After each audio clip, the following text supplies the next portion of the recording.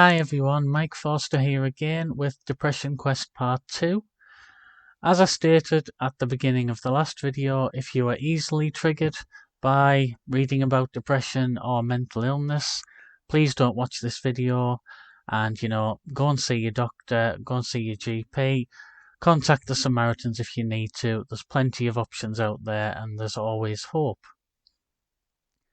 Okay. So part 2, what I'm going to do is I've had some verbal feedback and some feedback via my Facebook page as well, that the first one was a bit long. So I'll try and make this one sort of around the 15-minute mark so that, there's more chance you can actually listen to it, watch it, and take it all in. Okay, so we finished off the first part by getting no work done after we decided to sit down for half an hour and, try and de-stress. That clearly didn't work. Hours later, we've crawled into bed and there's no work done. So, we're acutely aware of the fact that we have work in the morning and that any opportunity we've had to catch up on our own creative endeavours, our Lego project, that's the one, was squandered. You're feeling so disgusted with yourself that when Alex calls to talk to you, you simply say you had a really rough day and you're trying to rest up before tomorrow.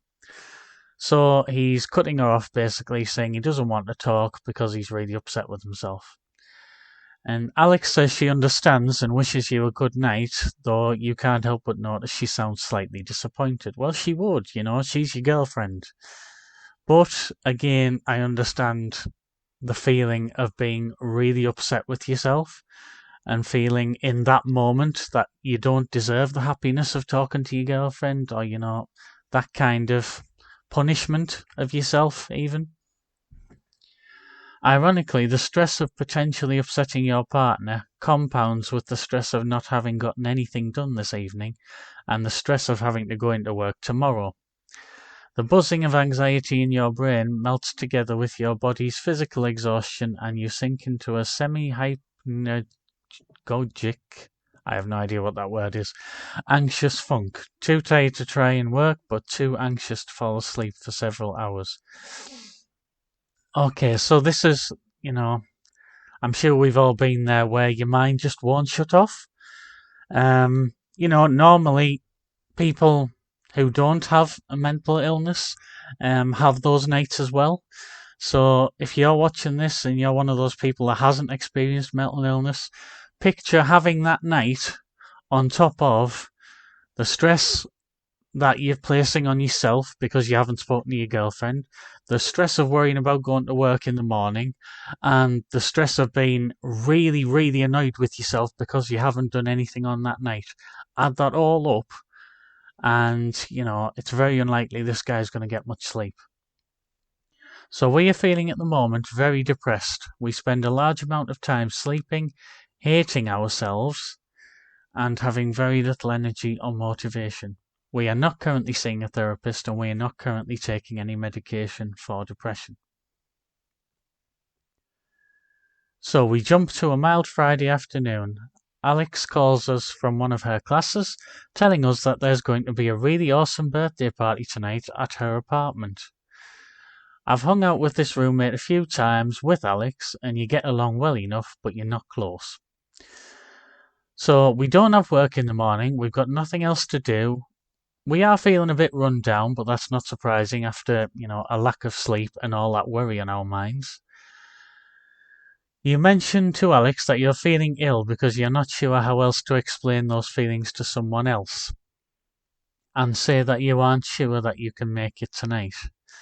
So, essentially, what we're saying here is we don't have work, we've got nothing else to do, so there's no reason why we shouldn't go to this party with our girlfriend. Problem is, this guy's feeling very depressed. He spends a large amount of time sleeping. He doesn't hang out with people. He doesn't even talk to his girlfriend much at the moment.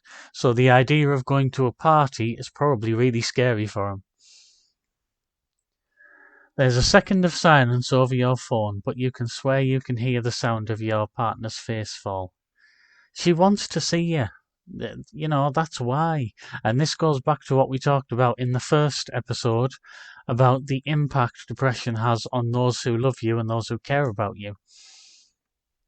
Alex tries to convince you anyway. You haven't seen her at all this week, and she sounds pretty insistent that you come over. She even drops a few suggestively worded hints that you can stay over with them tonight after the party. What do you do? And again, we've got a crossed out option, which is shake off your funk and go and have a good time with your girlfriend. That's just not going to happen the way, we are feeling at the moment. We can't just go, it's fine, let's go for it, let's party. Nah, not going to happen. Also, that was a really bad dance. We've got option 2, agree to go, or option 3, say that you're really just not feeling well and can't make it. Again, we're feeling the same as we were on the last page. What I would say is option 2 is the best option, because I found when I was going through depression that it's small steps. And if you nudge that comfort zone of yours ever so slightly, every week try and nudge it a little bit, then, you improve and you start to feel better. I've had social anxiety. I know what this feels like. So I would say agree to go. Because saying that you're not feeling well and can't make it isn't going to help the situation. You agree to go, and even though you're not feeling social, you know it's important to Alex and you'd like to see her. Excellent, well done. Seeing her does make you feel better sometimes, and you hope that this is the case tonight, even if it does mean dealing with all the usual social anxiety. The time to leave rolls around and you grab your overnight bag. Alex's apartment is a short walk away, and there are already people hanging out on the porch. You feel your chest tighten as you approach the building and try to steel your nerves. You quickly find your partner chatting away with the birthday girl, and Alex immediately lightens up when she sees you. Oh. I'm so happy you came. I wasn't sure if you were going to make it. Oh, bless. A young man taps her on the shoulder, and she turns back to you to apologize and let you know they have something to do for the party. Alex hands you a beer and plants a kiss on your cheek before going off to deal with whatever came up. As you look around, you don't see anyone else you recognize. We've got options again. So, the crossed out option is enthusiastically socialize. Not going to happen for somebody with social anxiety. At least 9 times out of 10 it isn't. Number 2, awkwardly stand in the same spot, unsure of what else to do. Number 3, put your bag in Alex's room and avoid the crowd in there for a while. That's not going to be useful for nudging that barrier. Cling to the back wall, sip your beer and wait for your girlfriend to return, or proceed to drink in earnest, hoping it makes you feel less uncomfortable. Well, it probably would make him feel less uncomfortable. However, we already know that the last time we drank in earnest, we ended up bringing the entire mood of the night down and, talking about how rubbish our job was and all that lark. So maybe that's not a good idea as well. I'm going to go with cling to the back wall, sip your beer, and wait for your girlfriend to return. So you're not actually being antisocial at this point, but he's going to feel more secure that he can't be approached from behind. Anxiety is a lot about the fight-flight response that we have in our brain. And if his back is covered, then that will calm that fight-flight response a little bit.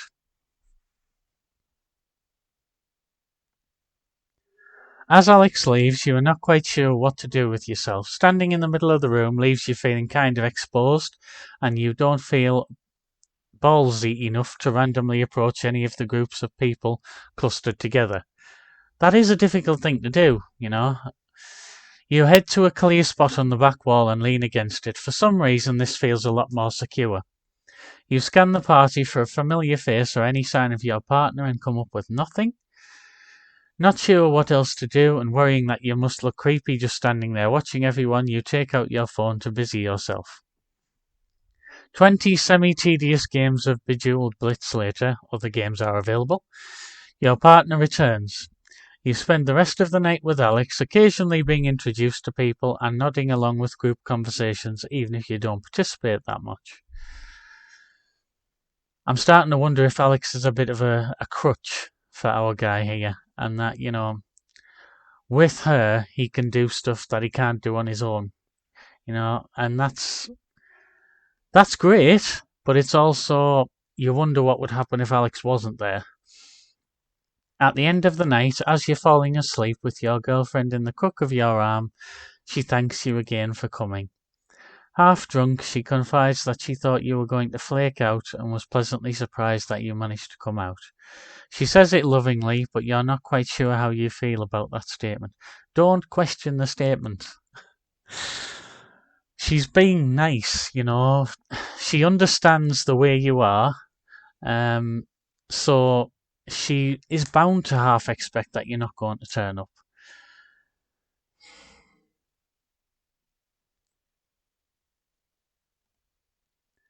It's a little afternoon on a muggy Saturday. Your mother has come over for a surprise visit, claiming loudly that she doesn't see you enough, so she decided to invite herself over. As you converse, she walks around your place and you get the distinct impression that you're being inspected. So what's going on with you lately? She asks abruptly. Taken somewhat aback by this left-field question, you tell her that you're not sure what she means. She repeats it, saying that you haven't seemed like yourself lately. She gestures to the dirty dishes piled in the sink and notices the fact you haven't called or visited in a while. Your reticence only seems to spur her on more. She presses you, asking if you're having problems at work or with Alex, and you're beginning to feel increasingly battered by her sudden well-meaning but overwhelming inquisition. Nobody likes 20 questions fired at them, do they? Especially when they're not expecting it. Under her questions, you become increasingly uncomfortable. You want to be able to explain to her how you've been feeling, but the truth is you're not really sure yourself. Nothing horrific has happened, or with your significant other, or friends, or anything like that, but all the same, you can't deny that you've just felt drained, and as though you're not really there. And, that is depression, mixed in with anxiety, it seems that this guy has. No one thing is always the cause. It can be a number of things over a longer period of time that just weigh you down to the point where you're not quite sure what's going on anymore, like our protagonist is here. You wish you could tell your mother these things, but she hasn't been approachable about negative emotions in the past. She's the kind of person who holds the opinion that solution to any problem is to simply try harder and maintain a positive attitude.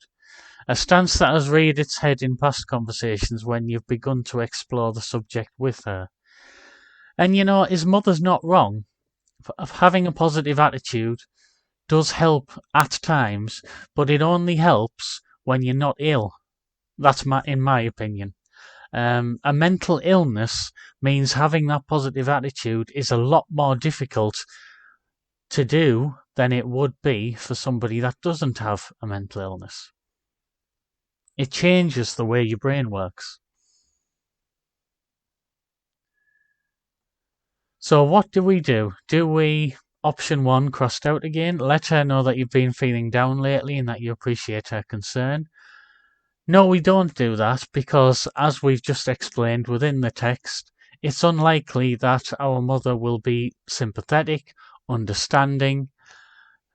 The likelihood is she'll make it worse by trying to tell us to, just be more positive. That's not the answer to depression. It's an illness, and it needs treating like an illness. Do we try to be honest with her anyway? Do we tell her that everything is fine and thank her for asking? Or do we change the subject?